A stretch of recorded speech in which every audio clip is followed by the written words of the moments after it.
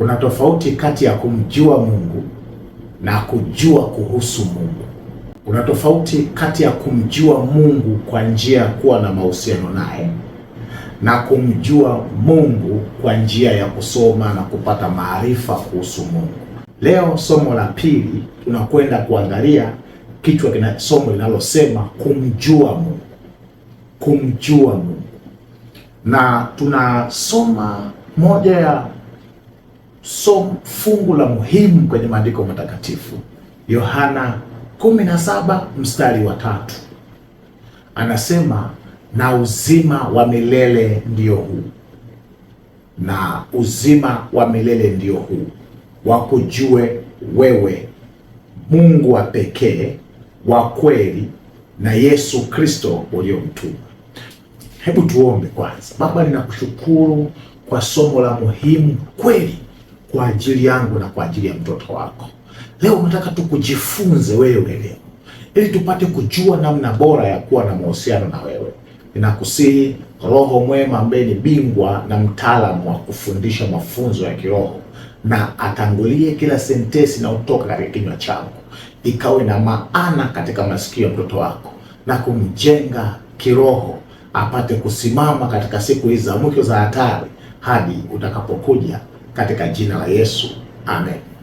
Uzima wa milele. Ukisikia mtu amepata uzima wa milele, hauwezi kupata uzima wa milele bila kumjua huyo Mungu mtoaji wa huo uzima wa milele. Na ndio maana Yesu anasema uzima wa milele ndio huu. Ndio maana uzima wa milele tunaopata tukiwa tangu tuko hapa duniani, kule ni kudhihirishwa tu kwa huo uzima tangu kufika mbinguni. Lakini kama umekaa hapa sasa hivi na haujui Mungu ni nini na ni nani na ana sifa zipi, bado una hatihati ya kuukosa, kwa sababu anayekuja anasema huo uzima wa milele ambao tunauzungumzia ni huu hapa, wakujue wewe Mungu wa kweli na wa pekee na Yesu Kristo aliyemtuma. Shetani, ili awaingize watu wengi kwenye hili kundi la kwanza kubwa, amejaribu kupofusha uelewa wa watu wengi wasimfahamu Mungu katika vina na uzuri na ukubwa na sifa na vivutio vyake. Ndio maana nafika hatua watu wanaweka sanamu, wengine wanaabudu ng'ombe, wengine wanaabudu akili zao, wengine wanaabudu madaftari, wengine wanaabudu teknolojia. AI ndio zimekuwa miungu yao, kwa sababu wamepofushwa wasimjue Mungu wa kweli na washindwe kuenjoy uzima wa milele wakiwa hapa duniani. Ya kwanza tunakwenda kuangalia ni sifa ya Mungu. Sifa ya Mungu ambayo tunaisoma katika kitabu cha Zaburi 89 na mstari wa 8. Anasema, Bwana Mungu wa majeshi, ni nani aliye hodari kama wewe? Anasema, Bwana Mungu wa majeshi, ni nani aliye hodari kama wewe? Katika mstari huu unamtambulisha Mungu, sifa ya Mungu. Kwanza anaitwa ni Bwana wa majeshi. Yeye ni mkuu wa kila kinachoitwa jeshi, ni Bwana wa majeshi, the Lord of hosts. Hakuna kama yeye.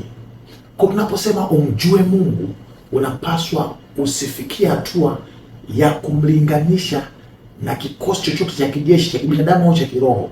Yeye yuko juu ya chochote kinachoitwa jeshi. Huyu ndio Mungu wako. Lakini anapoitwa Bwana wa majeshi, maana yake yeye ndio chanzo cha nguvu zote za kijeshi duniani na mbinguni. Yeye ndio muasisi wa nguvu, mwenye nguvu zote. Huyu ndiye Mungu wako ambaye unamwabudu. Kwa yeye peke yake ndiye anakidhi viwango vya kushusha mtu kutoka kwenye madaraka yake na kumpandisha mtu juu ya madaraka yake. Kwa nini tunasema haya mambo? Umjue Mungu kama aliye juu ya watawala na mabosi na vitengo na viongozi wote unaowafahamu, wa kiroho na wa kimwili. Kama bado kwenye maisha yako kuna mtu anaitwa kiongozi wa kiroho au kiongozi wa kiserikali au kiongozi wa kishetani ambaye kwako anakutisha, anakuogopesha, anakupa wasiwasi, anasababisha ulali, ni bosi sijui ni nani, wewe bado hujamjua Mungu, hujajua sifa ya Mungu. Yeye yu juu ya vitu hivyo vyote, kwake ni takataka na si kitu. Huyo ndiye Mungu wako unayemwabudu. Kwa sifa ya kwanza ya Mungu, umjue ni Bwana wa majeshi aliye juu ya kila kitu, hakuna aliye mwingine. Na ndio maana unaposimama kumwomba lazima usimame kwa adabu, kwa hofu. Unapoenda kwa ajili ya kumwabudu Mungu ndani ya kanisa, unakuwa na utulivu na usikivu, kwa sababu unakwenda mbele ya yeye aliye juu ya kila kitu katika dunia hii na ulimwenguni kote. Wakati wako unapopanga muda wa maombi ni muda wa thamani wa kuongea na huyu Mungu. Hauendi kukaa kama tunaongea na miungu na hawa jamaa wanaosumbua watu. Unakwenda kuongea na Bwana wa mabwana, Mungu wa miungu. Muda ni wa thamani sana. Acha vurugu, chokochoko, tulia, jifunze kwa Mungu wako. Pointi ya pili katika zile pointi zetu tatu ni tumesema tabia za Mungu. Mungu tunamfahamu kupitia pia tabia zake. Tunaangalia kiziko tabia mbili. Nimekwambia jambo la pili na mambo mawili na mambo la usu kumjua Mungu. Amini kuhusu tabia ya Mungu. Moja, Mungu ni mtakatifu. Mungu ni mtakatifu. Kitabu cha Isaya 6:3. Nao walikuwa wakiitana mtakatifu, mtakatifu, mtakatifu. Ni nani? Ni Bwana mwenye nguvu zote. Dunia yote imejaa utukufu wake. Aliwaona malaika wanaitana, wanaambiana. Walikuwa waimbi, kwa sababu kwenye Biblia hakuna fungu unaonyesha malaika anaimba. Japo tunajua mbinguni tutaimba na wao wataimba, lakini hakuna yote. Lakini hapo walikuwa wanaitana, wanaambiana kuhusu Mungu. Hata wewe pata muda wa kuambiana na wenzako kuhusu utakatifu wa Mungu. Wanaambiana nini? Mtakatifu, mtakatifu, mtakatifu. Ni nani? Ni Bwana Mungu mwenye nguvu. Dunia yote imejaa utukufu wako. Mambo gani tunaweza tukajifunza? Maana ya neno mtakatifu ni kutengwa kutoka katika ukawaida, au unakuwa ni special, au unakuwa unique. Moja ya sifa ya Mungu ni hii hali ya kujitenga kutoka katika kila uchafu. Yeye Mungu ni mtakatifu, ni wa pekee, ana vitu vyake ambavyo havipatikani kwa kiumbe mwingine yoyote, ni vya kwake kiasili, vimetokana na yeye, wengine tunaviakisi kutoka kwake. Tunaposema mtakatifu, maana yake yeye huyu Mungu ni wa maadili ya juu sana. Yaani Mungu wako ana kiwango cha juu sana cha maadili. Yaani kimsingi yeye ndio chanzo cha maadili safi, kiasi kwamba yeye peke yake, huyo Mungu wako ndiye ambaye anakidhi vigezo vya kukupangia wewe nini ni sahihi, nini si sahihi, kitu gani ni uadilifu, kitu gani si uadilifu. Na ndio maana makanisa yetu yamechafuka sana siku hizi, kwa sababu watu wameacha kumsikiliza Mungu kupitia Biblia, sauti yake, ambaye anatoa mwongozo wa uadilifu, wa vyakula, wa mavazi, wa namna ya kuimba, wa namna ya kuenenda, jinsi ya kuongea, jinsi mwanamke anavyoweza kumtii mume wake, jinsi mwanamume anayeweza kumpenda mke wake, kwa uadilifu wa viwango vya juu. Kadiri unavyoendelea kumsogelea Mungu, ndivyo ambavyo utakavyozidi kujua jinsi alivyo msafi, mtakatifu wa viwango vya juu, na ndivyo ambavyo utaendelea kuona wewe ni hufai, una mapungufu, udhaifu wako utaanza kudhihirika, na utatamani kuomba msaada wa Mungu zaidi. Watu wengi wanajiona ni watakatifu na wanafaa sana, kwa sababu hawajilinganishi na Mungu, wanajilinganisha na wanadamu wenzao. Ukijilinganisha na mwanadamu mwenzako, utajiona wewe umeshavuka viwango sana vya kiroho. Lakini ukijilinganisha na Mungu, utagundua wewe ni bado, na Mungu ni msafi, na utaomba rehema zake ziendelee kukufunika. Lakini sifa ya pili ya Mungu, Mungu ni Mungu ni upendo. Mungu ni upendo.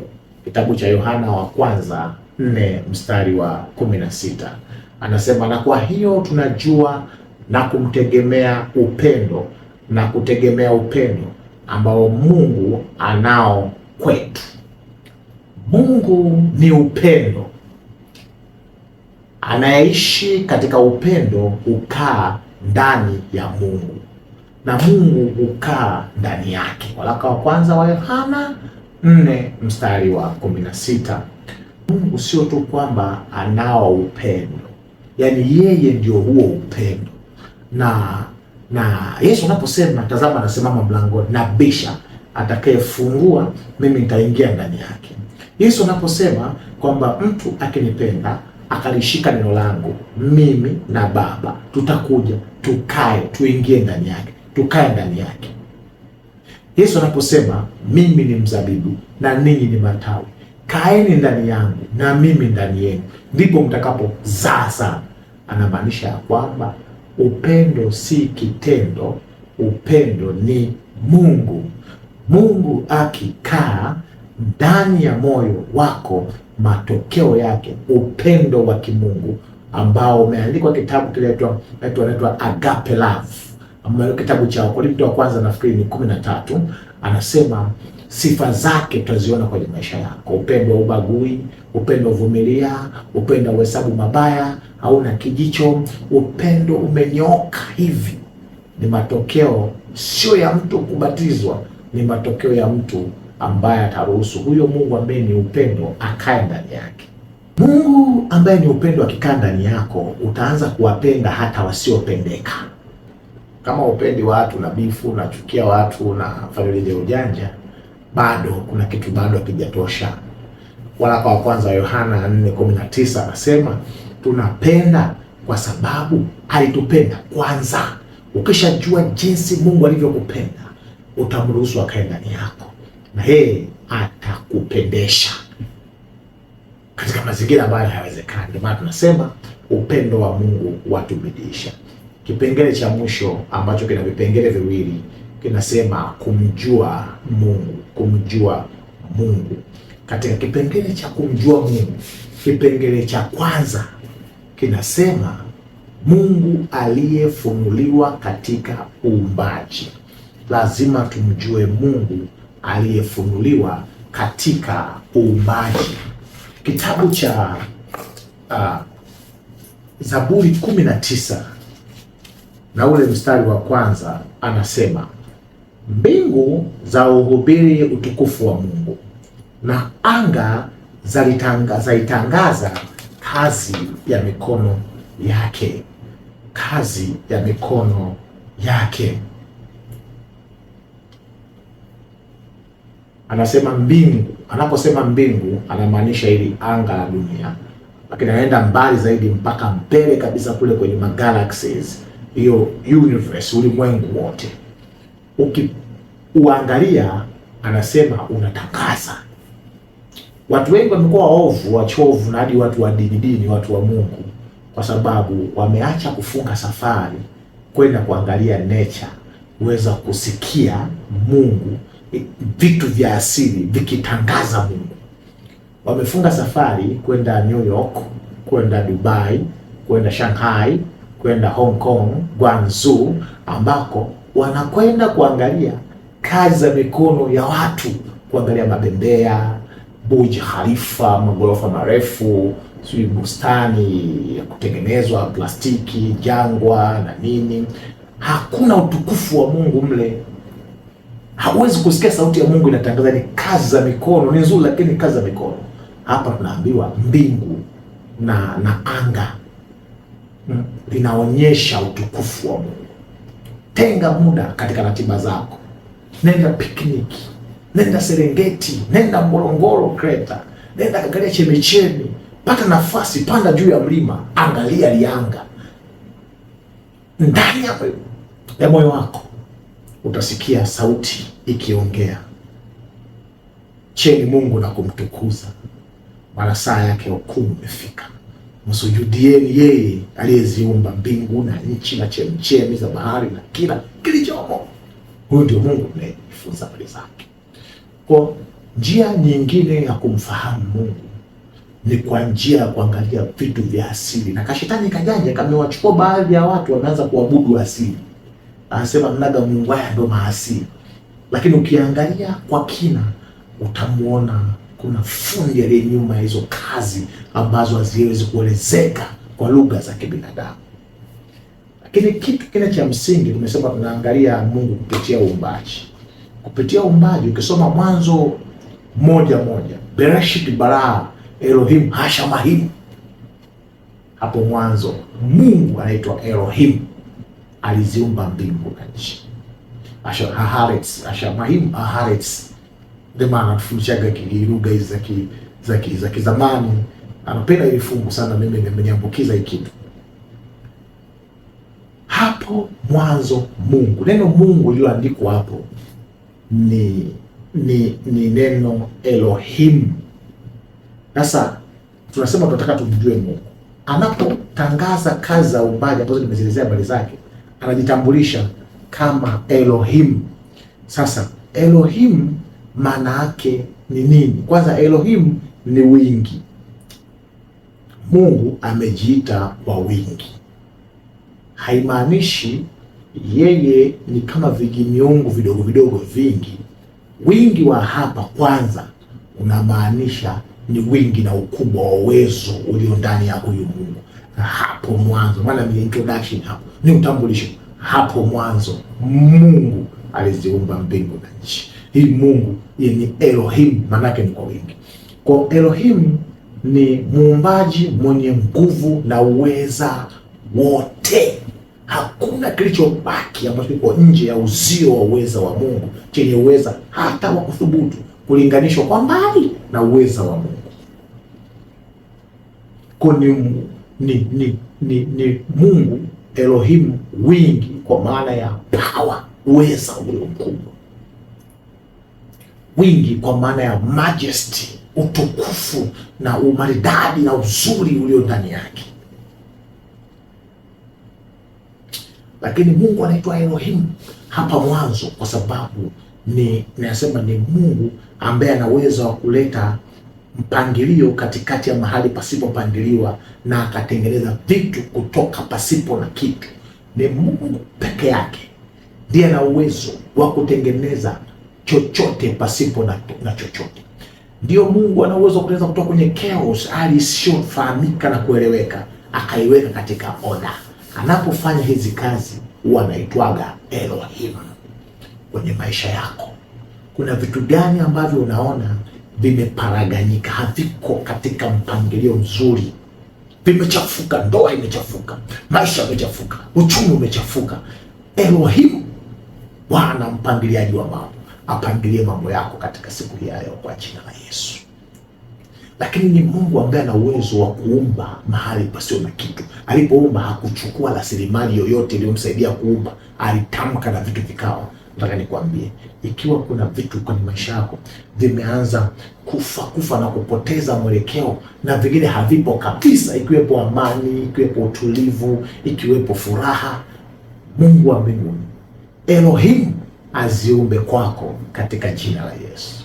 Lakini anasema Elohim anajitambulisha kama ni Mungu ambaye ana the power of bringing life, nguvu ya uwezo wa kuachilia maisha pasipo na maisha. Bwana achilie maisha kwenye ndoa inaelekea kufa. Bwana achilie maisha kwenye uchumi wako unaoelekea kupotea.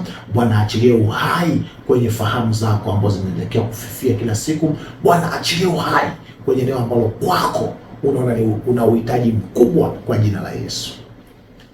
Lakini sasa tunapoangalia Mungu kama muumbaji, kwenye kipengele kuna kajina kengine anatamka wakati wa chini huku chini, wakati anaumba. Bwana anajitambulisha kama Yahweh. Mwanzo 2. Mwanzo 1 amesema yeye ni Elohim, 2 anajiita ni Yahweh. Yahweh.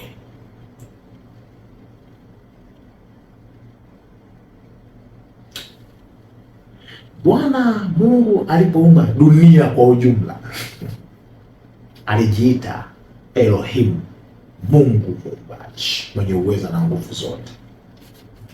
Lakini alipomaliza kuumba vitu vya msingi kwa muda wa siku ile, zile siku 5, ile ya 6 akamumba mtu kwa mkono wake kwa udongo, alafu ile ya 6 akamwandaa mwanadamu kama flame isiyo na uhai, akalipulizia pumzi. Hapo alitambulisha kama Yahweh. Yahweh. Sasa Yahweh hili ndio jina ambalo aliwahi kujitambulishaga kwa Musa kwenye kichaka, kama unakumbuka.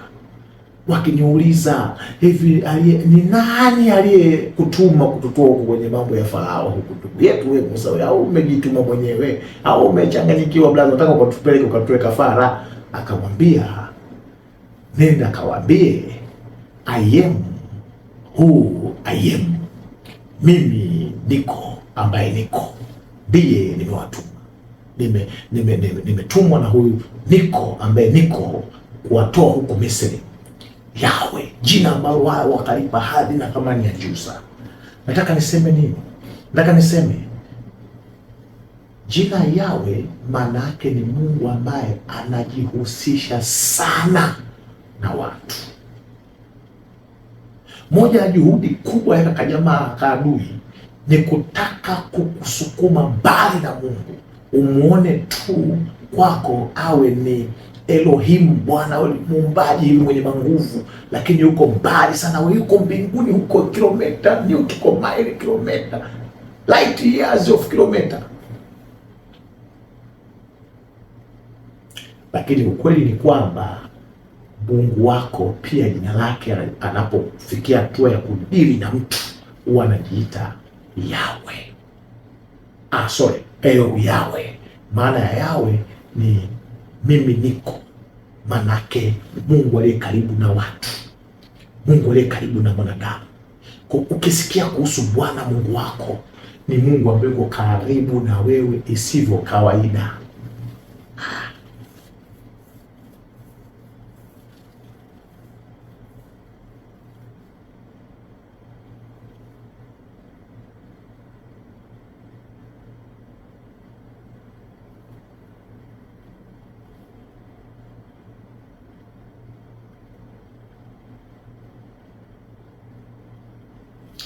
Jina Yahweh ndio huwa analitumia anapoingia covenant, agano na watu.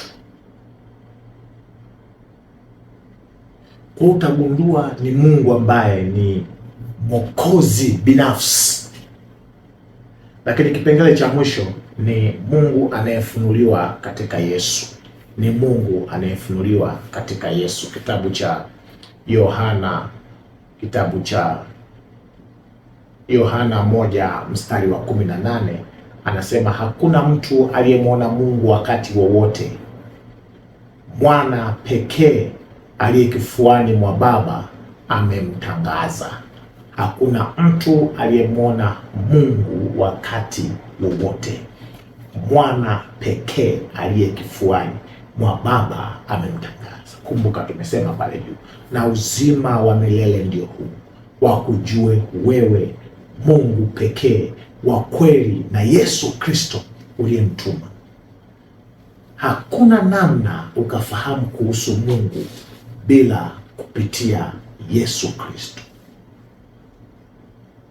Hakuna namna ukamkwepa Yesu kwenye maisha yako. Ikiwa unataka kumjua Mungu ni nani, mjue Yesu. Kwa nini tunasema mjue Yesu? Kwa sababu ya Yohana 1, hapo mwanzo kulikuwa na neno, na neno alikuwa kwa Mungu, na neno alikuwa ni Mungu. Baadaye huyo neno akafanyika mwili. Kitabu cha Yohana 1:14 14 anasema Yohana, hebu tusome hii 1:14 akimzungumzia huyu Yesu. Kwa nini anasema huwezi kumjua Mungu pasipo kumjua Yesu? Na Yesu pia huyo mwenyewe ni Mungu. Naposema Mungu hapa tunamaanisha Baba.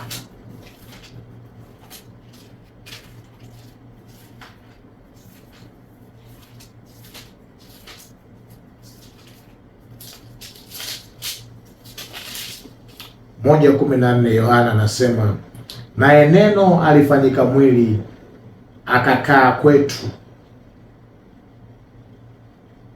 nasi tukauona utukufu wake, utukufu kama wa mwana pekee atokaye kwa Baba, amejaa neema na kweli. Huyu neno pale mwanzo anasema yule alikuwa kuna neno alikuwa ni Mungu, unaona, akafanyika mwili. Kwa hiyo wewe asema hakuna mtu aliyewahi kumuona Mungu akaishi, kwa maana ya kwamba kumuona Mungu katika utukufu na utisho na uzuri wake ambao aliuona katika njozi kidogo, japo kwa kupapasa. Isaya 6 tumesema hapo juu. Sasa ili umjue Bwana Mungu wako na hizi sifa tulizosoma hapo juu, akajiminya, akajishusha,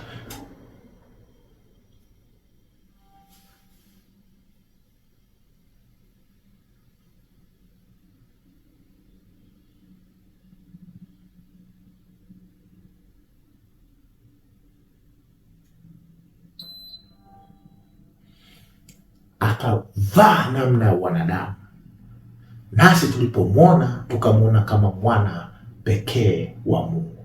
Huyu alikuwa ni Yesu. Kwa hiyo tukifika mbinguni, kama nilivyosema pale mwanzo, huu uharibikao utavaa kutokuharibika. Tutamwona Baba katika uzuri na uhalisia wake. Kwa sasa chochote kuhusu Mungu tunamwona Yesu, na tunaposema Yesu tunamaanisha tabia za Mungu, ule upendo wa Yesu, jinsi alivyokuwa anasukumwa na huruma. Chochote alichokifanya Yesu kwa wagonjwa, vipofu, wajane, waliofiwa, alisukumwa na huruma. Huyu ndio Mungu. Sifa za Mungu ni Mungu mwenye huruma, amejaa huruma na kweli. Kama unahitaji kumfahamu Mungu, mwangalie Yesu. Soma vitabu vya Injili, angalia matendo ya Yesu, tabia za Yesu. Huyo ndio Mungu. Alishuka katika hadhi ya chini ili aonyeshe tabia na uzuri wake. Kwa katika maisha yako jitahidi umjue sana Mungu kuliko mchungaji wako. Katika maisha yako jitahidi sana umjue Mungu kuliko kanisa lako. Katika maisha yako jitahidi umjue sana Mungu kuliko ukoo wako. Maana Biblia inasema mjue sana Mungu ili uwe na amani, ndipo mema atakapokujilia. Ili uweze kumfahamu Mungu, tenga muda wa thamani wa maombi na kuzungumza na huyu Mungu.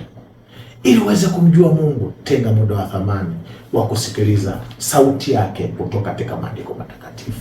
Ikiwa unasema nami nahitaji kumjua huyu Mungu, nahitaji kufahamu tabia zake zaidi na zaidi, nasema Roho Mtakatifu nisaidie kumfunua huyu Baba Mungu wangu.